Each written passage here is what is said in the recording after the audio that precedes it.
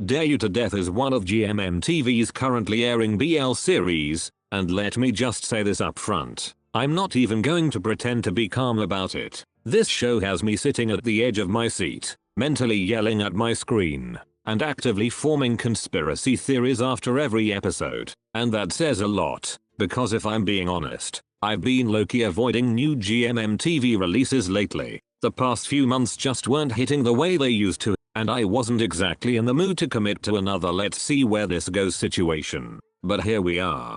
Dare You to Death somehow slipped past my skepticism, grabbed me by the collar, and said, "You're watching this whether you like it or not," and surprisingly, I do like it. A lot more than I expected. The tension is there, the mystery is doing its job, and the show actually gives me reasons to stay invested instead of just relying on pretty faces and vibes, which, don't get me wrong, are also present. So in this video, I'll be sharing my honest thoughts about Dare You to Death, the good, the questionable, and the parts that made me pause and go, okay GMMTV, I see you. I'll also talk about where I think this series is heading and what we might expect in the next 7 weeks as the story unfolds. No sugarcoating, no blind hype, just real opinions with a little sass on the side. With that said, enough stalling, let's get into it.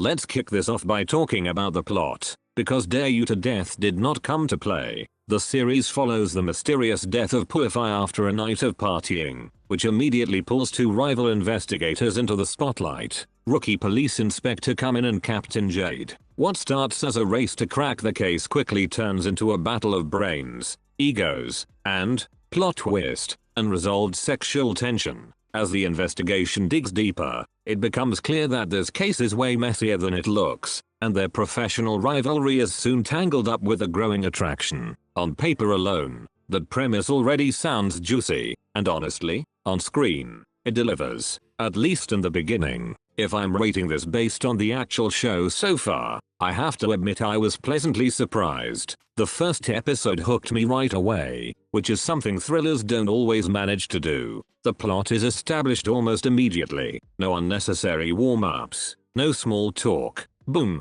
crime scene, let's go. For the first 3 episodes, the series stays laser focused on the investigation, which works really well for a thriller like this. It also invites you to put on your detective hat and start forming your own theories, and let's be real, that's half the fun. You're not just watching anymore, you're guessing, side-eyeing every character, and comparing notes with other viewers online like it's a group project nobody asked for but everyone secretly enjoys. That said, let's not pretend this show is flawless, because it definitely has its cracks. One of the biggest issues is how the story jumps straight into the crime without first building a strong emotional connection with the audience. The characters weren't given enough breathing room before the incident happened, so the weight of Puify's death doesn't fully land emotionally. It feels more like a plot device meant to kickstart the narrative rather than a loss that genuinely hurts, at least from the viewer's perspective. Because of that, whatever happens to the side characters later on doesn't really hit either.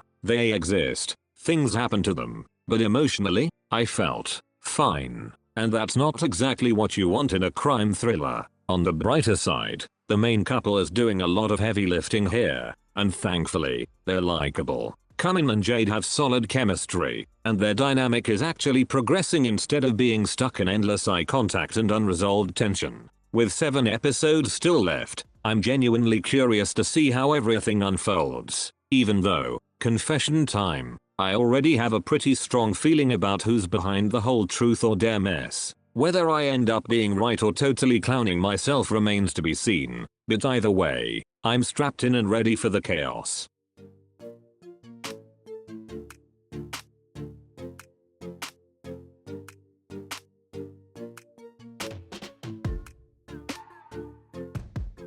If there's one thing I will consistently defend about this series, no questions asked, no debates entertained, it's the main couple, period. When it comes to chemistry, they are absolutely in their element and clearly know how to sell a scene together. You can tell they're comfortable, confident, and fully aware that viewers are here not just for the crime but also for the lingering looks, the tension, and the are they about to kiss or arrest each other energy, and honestly, that part, they're delivering. That said, because we're keeping it real and not blindly simping, chemistry alone doesn't fix everything. From a technical standpoint, there are moments where the acting feels a bit stiff, forced, or just not as natural as it could be. And before anyone grabs their pitchforks, let me clarify, I don't really have an issue with Jung himself. My main concern lies with Dunk's character, Kamen, who is written to be overly prim, proper, and emotionally reserved at almost all times. Yes, that's part of his character description, but sometimes it comes across less polished, professional, and more emotionally constipated, which doesn't always translate smoothly on screen. Story-wise, the contrast between Jade and Kamen makes sense. Kamen studied abroad, operates by the book, and approaches his job with a very structured mindset, while Jade feels more instinctive, expressive, and emotionally driven. That gap in personality is actually what makes them visually and narratively appealing as a pair. The problem is that the execution doesn't always support that contrast very well. The editing and pacing, at times, feel rushed or choppy, which makes certain emotional shifts feel questionable. A perfect example of this is episode 3. We suddenly see Kamen flip into a more openly romantic mode toward Jade, and I genuinely had to pause and ask myself, wait, did I miss a scene, or was this just edited out of order? The transition felt abrupt, almost like the show skipped a few important emotional beats just to push the romance forward faster. While I appreciate progress, it needs to feel earned, not like a speedrun romance unlocked in episode 3. Still, we're only 3 episodes in, so I'm not hitting the panic button just yet. There's plenty of room for improvement, growth, and smoother storytelling in the episodes to come. I'm hoping the series finds a better rhythm, one where the crime, the tension, and the romance can all coexist without stepping on each other's toes. Fingers crossed, expectations cautiously raised, and optimism still very much alive.